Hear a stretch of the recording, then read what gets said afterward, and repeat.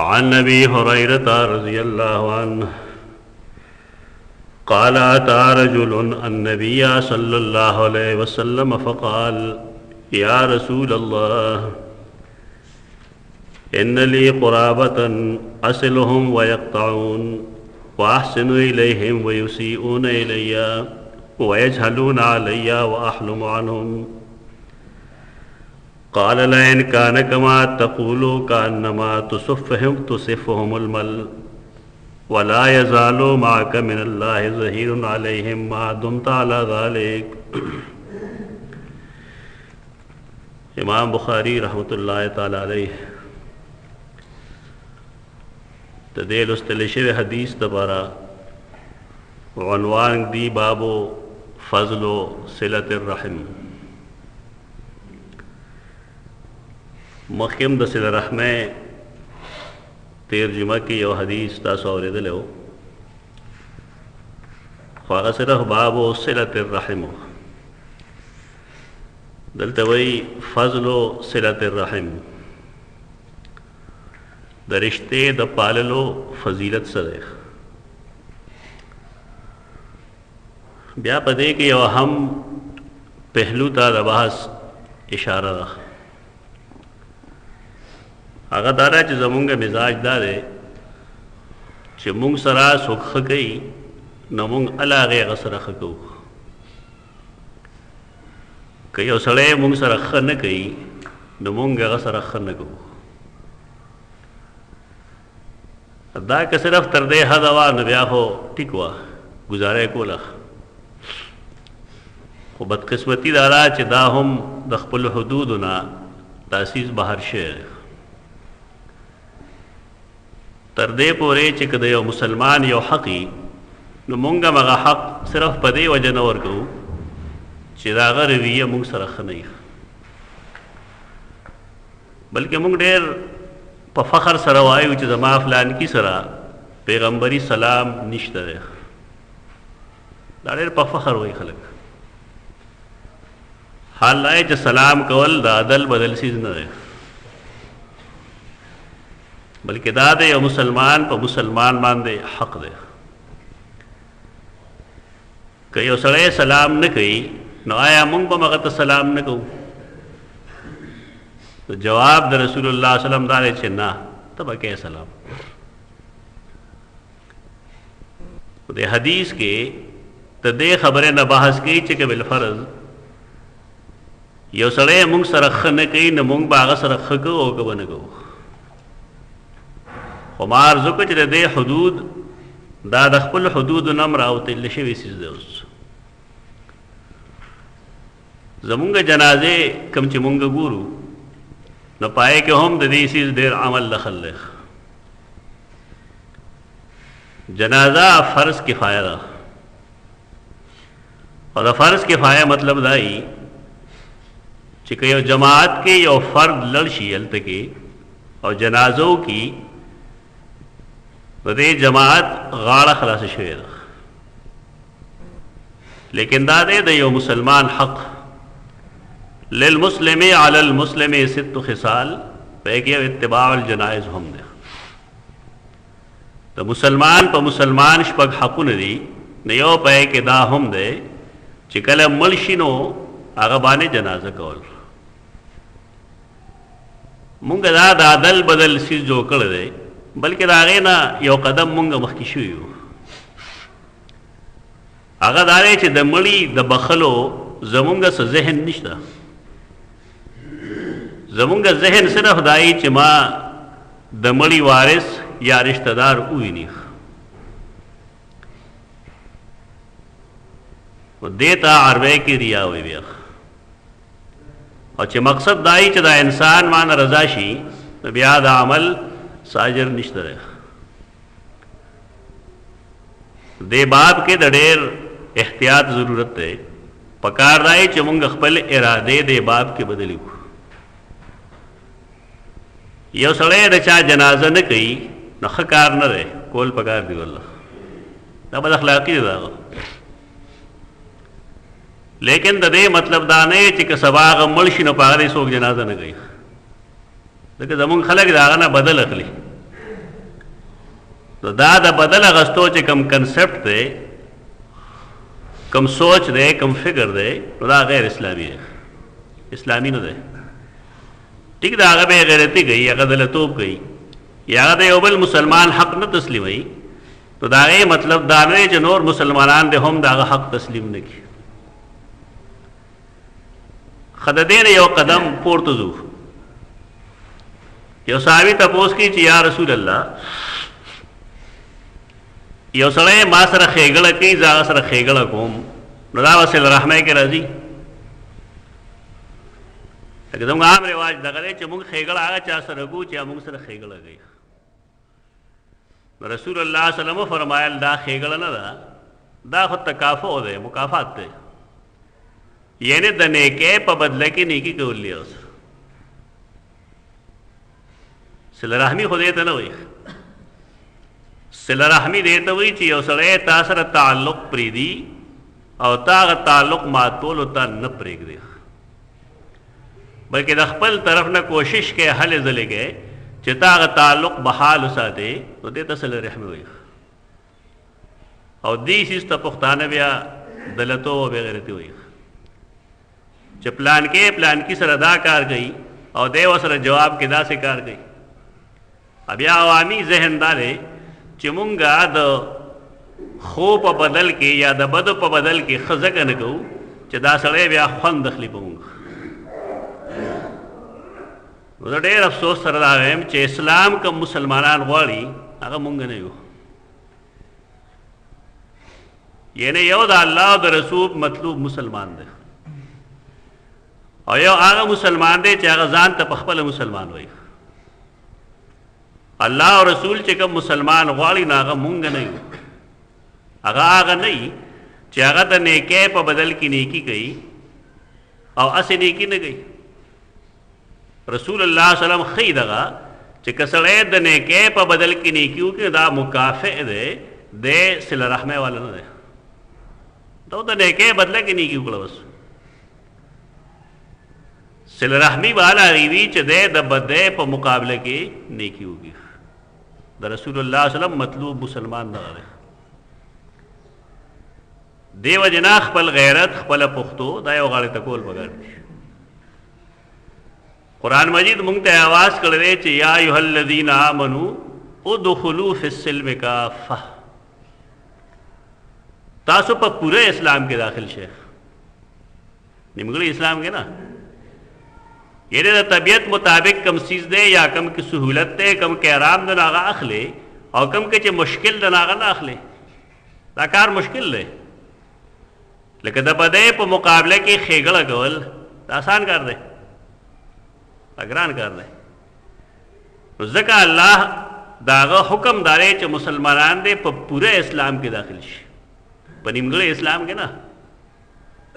دا زمونږ چې کومه طریقه ده چې میټا میټا هپ هپ کھڑوا کھڑوا تھو تھو، دا رویه غلطه ده. یعنی کم چې آسان دی نه خپل ګه او کم چې مشکل دی نه پرېږده، دا د الله او د رسول مطالبه زمونږ نه ده. د حدیث کې دا کم چې ما ویل دی په دې کې هم دکه شانته یو صورتحال یو صحابي سره کېږي. هغه صحابي راځي او رسول الله صلی الله علیه وسلم ته شکایت کوي چې ما سره داسې کېږي. مونږ ګورو بعضې خلک کم اصل یي، کم اصل دا هي چې سړی هغه سره ښه وکړي، نو هغه په ځای د دی چې د ښو په بدل کې ښه وکړي الټا نقصان ورګي. په دې وجه باندې زموږ معاشره کې دا یو عام جمله ده چې ښه مه کوه نو بد نشته. دا د غیر مسلمو جمله ده، د مسلمانانو جمله نه ده. خو دې جمله باندې دا خلک مجبوره کړي دي چا، یعنې چې ښه وکړې ته نو بدل کې هغه طرف نه څه میلاویږي. خو د هغې نه شاید تاسو هم تیروځئ او مونږ پکې هم بلا مودم ټوپونه والی یو چې کله یو سړی چا سره ښه وکړي نو د هغې طرف نه د هغې څه رویې، د معاشرې څه خیالات دي، د خلکو څه خیالات دي. شاید دا په ډېرو خلکو تېر شوي دا خبرې. د رسول الله صلی الله علیه وسلم مرګري صحابه کرام اخو دې نیکان خلق خو پای معاشره کې داسې خلق موسیږي چې هغه ظاهر کې د اسلام مدعیان دي خو اصل کې هغه مسلمانان نه دي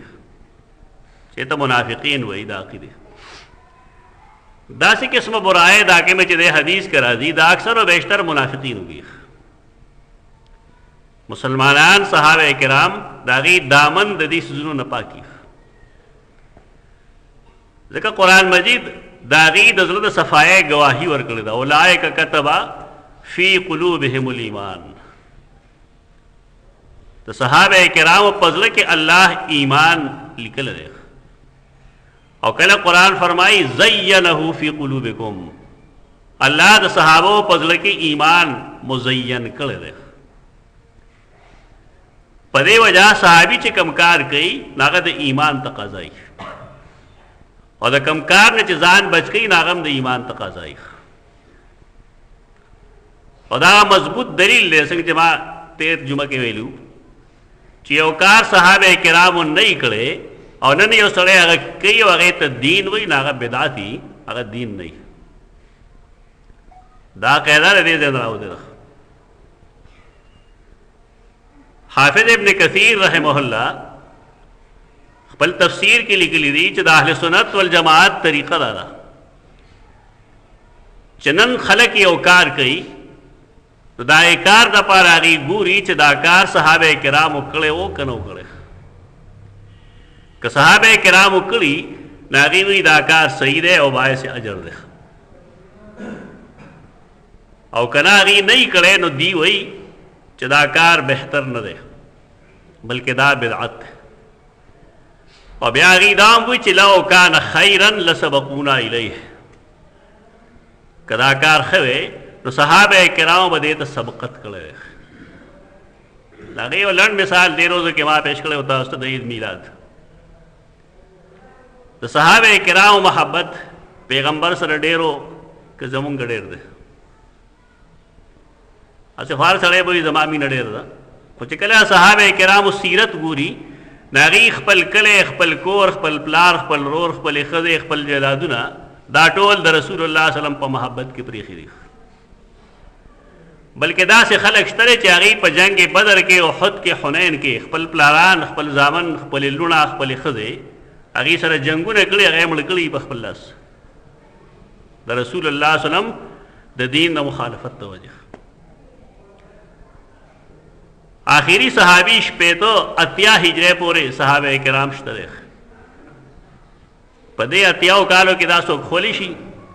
چې یو صحابي عید میلاد منو کړي هغې ته دعوت ورکړي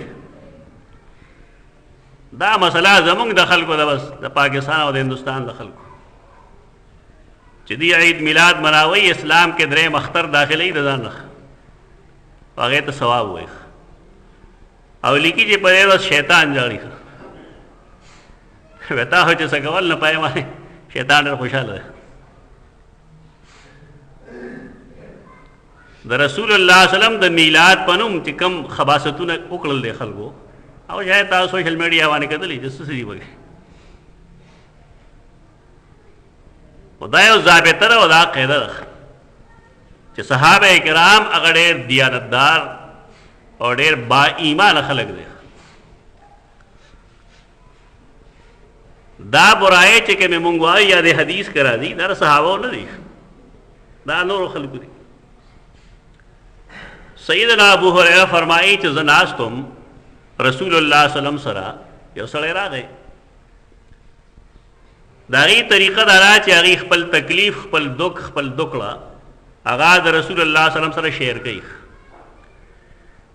یو فایده دا چې د زړه بوج سپک شي او بل دا شي چې رسول الله صلی الله علیه وسلم یوازې د الله رسول نه دی بلکې هغه ډېر رحم دل مشر هم دی او ډېر ښه مشوره ورکوونکی مشر دی نا چې کومه مشوره ورکوي نو هغه صاحب وي هغه ټیک ټاکي دا سړی شکایت کوي چې زما رشته دار دي رشته دار باندې موږ ډېر بحثونه کړي دي د شریعت حکم هم د رشتې د پاللو دی او تیر جمعه ما تاسو ته ویلیو چې تعلق که زمونږه د ګاونډګیرۍ نو د هغې هم د پاللو حکم دی او که هغه د استادۍ او د شاګردۍ نو هم د هغې پالل پکار دي او که هغه چم کې یووالی دی نو د هغې هم پالل پکار دي که هغه د همزولتیا او تعلق دی نو د هغې هم پالل پکار دي دا ټول رشتې دي او دا ټول د صله رحمۍ په ذیل کې راځي قرابت کې مونږ دا تفصیلات هم کړي دي چې د پلار کم طرفدار وي کم رشتہ دار وي هغه زیات حقداري په مقابله د هغې رشتہ دارو کې چې د مور طرف دی شریعت اقارب د پلار خپلوانو ته وایي یعنی د ترونو زامن دا به زیات خپلي د شریعت حکم دا دی خو پښتانه د ترونو زامن او ته تربوران وایي او هر څه کوي خو د تره د زوی څه حیثیت نه تسلیموي دا ذهنیت سراسر غیر شرعي دی غیر اسلامي دی دی به د لوږې مري بل ځای کې سوالونه کوي خو د تره زوی ته ځان نه ښیي چې ما ته څه تکلیف شته دی بیا به راپورې خان دی دا جاهلیت د زمانې سوچ دی رسول الله صلی الله علیه وسلم دیتا اقارب وایي دا خپلوان دي خو عرب یو خبره کوي د تجربې نه وتې هغې وایي الاقارب کالعقارب دا نږدې خپلوان چې دا د لړمانانو په شان دي یعنې دی د رشتې خیال نه ساتي د الله او د رسول حکم ته ګوري دی په هر ځای کې خپل سوی د پاسه کوي د لړم کردار به دی ادا کوي او کوشش به دا کوي څه طریقه باندې به تعالی گزار در کوي خپل زهر به درته منتقل کوي په دا زمانه کې خلق اوس هم نیکان خلق هم شته دا قسمه خلق هم شته کوم چې د حدیث کې راځي ټول به داسې نه وي ټول داسې نه دي کوم چې د حدیث کې راځي ډېر خلق نیکان هم شته او ډېر خلق هغه شانته هم شته چې دا حرکات کوي هغه وی زما رشتہ دار دي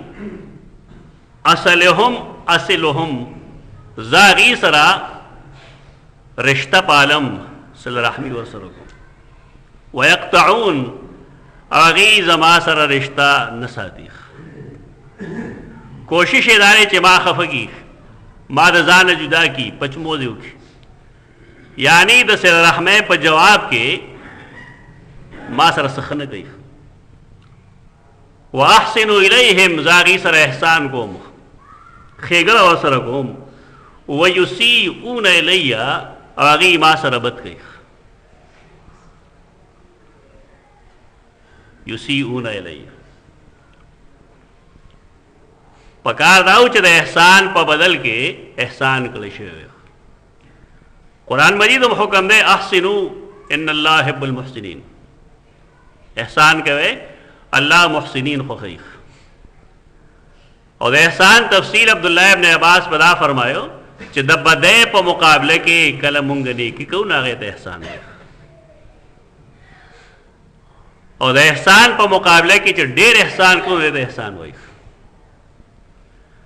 او چې یو سړی د احسان په بدل کې م احسان نه کوي او د بدۍ په مقابله کې م احسان نه کوي بلکې د احسان په مقابله کې تا سره بدي کوي تا ته اوس وایي دا یې سړي دپاره موږ لفظ د کم اصل استعمالو دا ډېر بې غیرته سړی دی چې د نیکۍ په بدل کې بجای د دې چې دی ښه وکړي الټه دی بد کوي دا زموږ معاشره داسې کم اصلونه ډکه ده ډېر خلک داسې شته دی چې هغه د نیکۍ په بدل کې تاله ښېګړه نه کوي بلکې بد به وایي درته پراپیګنډه به کوي دا صحابي هم داسې خلکو سره مخ دی داسې رشتہ دار اوس بیا وی ویجهلون علی هغې جهالت ښکاره کوي زما په باره کې همیشه زما بېعزتي کوي پراپیګنډه کوي کنځلې کوي بدرد وایي واحلم عنهم او زه د هغې نه درګذر کوم حلم کوم بردباري کوم د هغې د بدو په مقابله کې زه بد نه کوم بلکې ښه کوم دا هغه خپل شکایت وکړو ته غیبت نه وایي غیبت په دې نه دی چې د خپل رشتہ دار نوم نه راغسته، رشتہ دار نوم یې نه دی اغستی، ویلی زما بعد رشتہ دار دی چې هغوی داسې کوي داسې کوي داسې کوي. که دی نوم وامخلي نو دا بیا هم غیبت نه وي. زمونږ د عامو خلکو خیال دا دی، عام نه بلکې خواص هم دا وایي چې یو سړی نه یو مونږ د هغه بدي د هغه په غیر موجودګۍ کې وایي دې ته غیبت وایي. دا عام خلک خبره کوي. دا تعریف د غیبت صحیح نه دی. په دې کې ولس بل ور داخل کا د یو سړي په غیر موجودګۍ کې د هغه د بېعزتۍ دپاره د هغه برائی کول دې ته غیبت وایي. چې د یو سړي اراده د چا د بېعزتۍ کولو نه وي نو اوس به حالاتو ته ګورو چې دی جرح کوي، دی تضعیف کوي د راوي، دی حقایق بیانوي یا دی شکایت کوي. یو سړی راشي او تا ته ووایي زما ورور په باندې لوی ظلم وکړو، دې ته ورته سړی غیبت ورته وایي که شکایت ورته وایي. یو سړي باندې پلار زیاتی وکړو او دی لړ شي او دی تاړه کې رپورټ درج کوي چې زما پلار په ما زیاتی وکړو، زما نه جایداد واغست. دا برائی ده که نه؟ دې ته به غیبت وایي که دې ته به دعوه وایي؟ دا غیبت نه دی. غیبت دپاره دا لفظ صحیح کې بګي ور داخل کې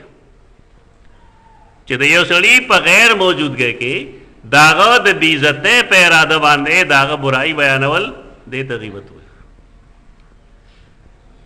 یو سړی راشي او تا ته دا ووایي چې زه فلانکي ټبر کې خپله لور ورکوم. دا خلک څنګه دی لور ورکم ورله، او ته د هغې برائی پټه کې ووایي چې او لور ورله ورکړه، ګناهګار شوې. خو که ته د هغې برائی بیان کړې چې دا خلک خو نور ډېر ښه دی، خو دې ښځې ټګۍ را ټګۍ، دې ته مشوره وایي او که دې ته به غیبت وایي. خو دې کې فرق کوئ. د غیبت تعلق اصل کې د انسان ارادې سره وي، او د ارادې نه الله خبري انسان ته نه خبرېږي. په دې وجه یو سړی که د چا بد وي نو خامخا د هغه په نیت حمله مه کوه. ممکن ده د هغه مطلب دا وي چې دا حاضرین دی وپېژني. خو بهر کیف دا غیبت نه دی، دا هغه خپل درد بیان کړ د رسول الله صلی الله علیه وسلم په مخ کې. رسول الله صلی الله علیه وسلم هغه دا اجازت نه ورکوي چې ته د بدۍ په مقابله کې بدي وکړه. دا هم نه وایي چې څنګه درته هغه ګوري ته ورته هغه شان ته وګوره، او دا هم نه وایي چې ته ورسره نیکي مه کوه. هغه مکمل استاد دی، پوره استاد دی. رسول الله صلی الله علیه وسلم ابا فرمایل بعثت معلما، زه الله کامل استاد جوړ کړی او دنیا ته را لېږلی وم. پوره استاد دی او پوهېږي چې د دې سړي علاج په څه شي کې دی. نو هغه ته دا نه وایي چې ته احسان مه کوه یا بد وکړه یا د احسان منې کا. ورته وایي چې لئن کانا کما تقولو کانما تصفهم المل. د عربو طریقه دا چې هغې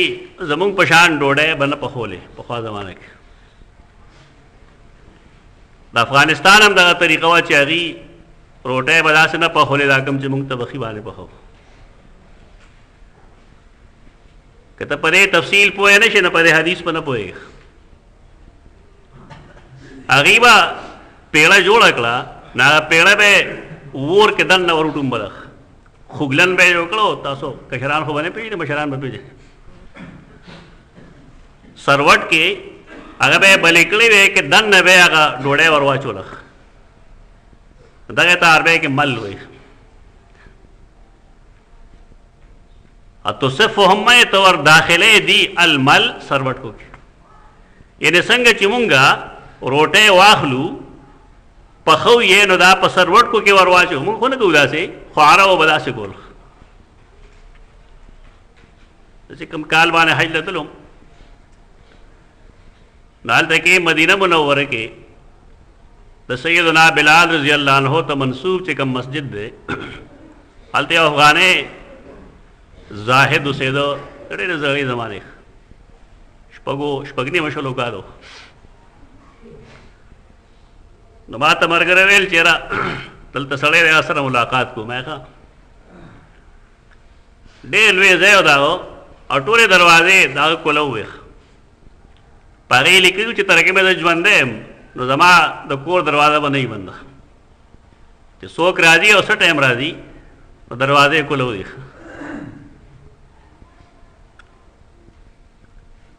څوک ښکارېدل نه. خیر مونږ چې ځای ته ورسېدو نو داسې یوه ډپه غونده جوړه وه په هغې ورکوټې غوندې بستره پرته وه هغې کې هغه سړی داسې ماشوم غوندې ښکارېده ډېر معمر و. زما د کشر ماشوم زوی هم حذیفه هم راښکارېده خو چې کله د خلکو بلستن لرې کړه نو بیا هغه پوره بني آدم و. بهر کې حفاظ سره خبرې اترې وشوې کوم ځای نه راغلی پاکستان نه راغلی نو هغه ما نه دکه روټۍ راکړمه چې زه تاسو ته پېژنګلو کوم د دې نو یو شی داسې ځمکې له راوبغه ټنګرې شو نو ما ته یې ویې چې هذا خبز بخاره دا د بخارا ډوډۍ ده. نو ما یې دومره کلکه نو ما بادرې ناخاسته د هغې لکه دړه د هغه د رضا دپاره واغېسته چې خوله کې مې کېښوده دا په خپله اوبه شو. بیا ما نوره نه شو غوښتی چې راما نور راکړه. نو دا دغه خبز و زمونږ خلک داسې نشي پخولی. رسول الله صلی وسلم مطلب دا دی چې که ته رشته دارو سره ښه کوې او هغې د هغې په بدل کې تا سره بد کوي ته احسان کې هغې احسان نه مني هغې تا پسې پراپېګنډې کوي ستا په ژوند کې هغې لاس وایي د دې مطلب دا دی چې ته دې ته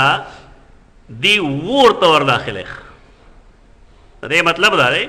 چې که دا خلک دا خپله رویه پرېږ نه دي نو دوی به الله جهنم ته بوځي. پکار دا چې رشته دار دی د رشته دار په اراده باندې یا د هغه په نیت باندې حمله نه کوي او د احسان په بدل کې دی ډېر احسان کوي. یو خدا شو چې داسې رشته دارو دا رویه غیر اسلامي ده او دا د جهنم ته راتلو وایسته. دویم یو خبره یې کړې ده دې باندې هم تجربه وکړې بیا په شاید ستاسو تجربه کې مې هغه دا چې ولا یزال معک من الله ظهیر علیهم ما دمت علی ذلک تر کې مې چې ستا دا رویه د خپلوانو سره چې که هغې مني او که نه مني خو ته احسان کوې که هغې هر څه رویه کوي خو ستا هغې سره رویه ښه ده که هغې هر څومره پراپېګنډې کوي ستا د کور اندروني حالات بربادوي یو څه کوي بل څه کوي د دې ټولو په مقابله کې د الله د طرف نه به تا سره یو ملګري یعنی الله به تا سره یو ملګری ودروي او هغه ملګری به دایي چې هغه به ستا امداد کوي ظهیر به یې ظهر عربی کې شاده وایي انسان چې کله ځواني نو ملا یې کلکه یې مضبوطه یي او چې کله رو رو کمزوري کېږي نو ملا یې کمزوري شي. یو انسان چې ژوند تېروي نو په دنیا کې هغه له ظهیر پکار یي نو چې کله یو سړی دومره ښه سړی دی چې هغه د بدۍ په مقابله کې ښه کوي او که څوک سپک ګوري خدای ورته ښه ګوري نو الله به د دې سړي سره یو معاون ودروي. دا معاون ملایکو کې هم کېدی شي ځکه قرآن نه معلومه ده چې ان الذین قالوا ربنا الله ثم استقاموا تتنزل علیهم الملائکه قرآن نه واضح معلومیږي چې کوم خلک ایمان باندې ولاړ دی استقامت سره په ایمان ولاړ دی دی باندې الله ملائک اوس هم راکوزوي او هغه ملائک دی له زیری ورکوي چې ابشروا بالجنة التي كنتم توعدون. د دې زمانه سره خصوصیت نشته دی چې دا زمانه کې هغه اقبال هم یو شعر ویلی دی چې کله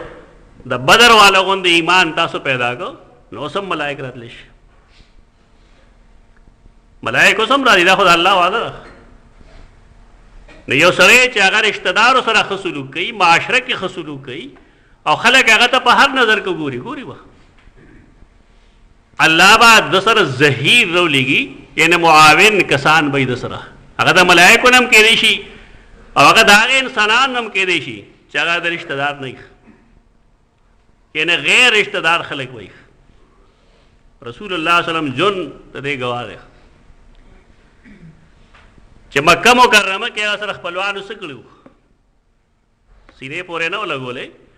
بلکې مجبوره کړه او د مکې مکرمې نه پتلو باندې هغه له ځای چا ورکو د مدینې منورې انصارو د خپلوان هغه هلته کې پرېښود په مدینه کې په ارام نه مسلسل یې ورسره جنګونه کول نتیجه څه وه رسول الله شکستو خوړ او که نه خپلوانو شکستو خوړ هغه خپلوان د هغه په خپو کې پراته وو بیا فتح مکې په ورځ هغه خپلوان د هغه په خپو کې پراته وو هغه ورته وفرمایل لا تثریب علیکم اليوم اذهبوا انتم الطلقاء زه تاسو باندې شیطان سورو ته تاسو هیڅ نه یم تاسو ټول آزاد یې څه پابندۍ په تاسو باندې نشته دا کامیابی هغه سړی حاصلولی شي چې هغه د رسول الله صلی الله علیه وسلم په نقش قدم رواني د حدیث کې مونږ ته تعلیم دا دی چې مونږ د نیکی بندونه یو سړی که بد کوي پراپیګنډه کوي تکلیف را رسوي جهالت کوي وخت په یو لوښي چې کم شی پروت دی د هغې نه هغه تویېږي د یو سړي ظرف ورکوټی دی پی کې ګن پروت دی و د هغې نه خوشبو نه روځي هغې نه به هم هغه پیشاب بهیږي کوم چې پی کې پراته دي او د یو سړي ظرف خوږ دی مزیدار دی نو د هغې نه پیشاب نه راځي اترکتار څه کوي هغه نه به هغه ښېګړه روځي دا د هر انسان د ظرف خبره ده چې انسان په خپله څنګ دی هغه شان رویه دی بل چا سره ساتي او هغه شان سوچ دی بل چا په باره کې ساتي اقول قولي هذا استغفر الله لكم ولسائر المسلمين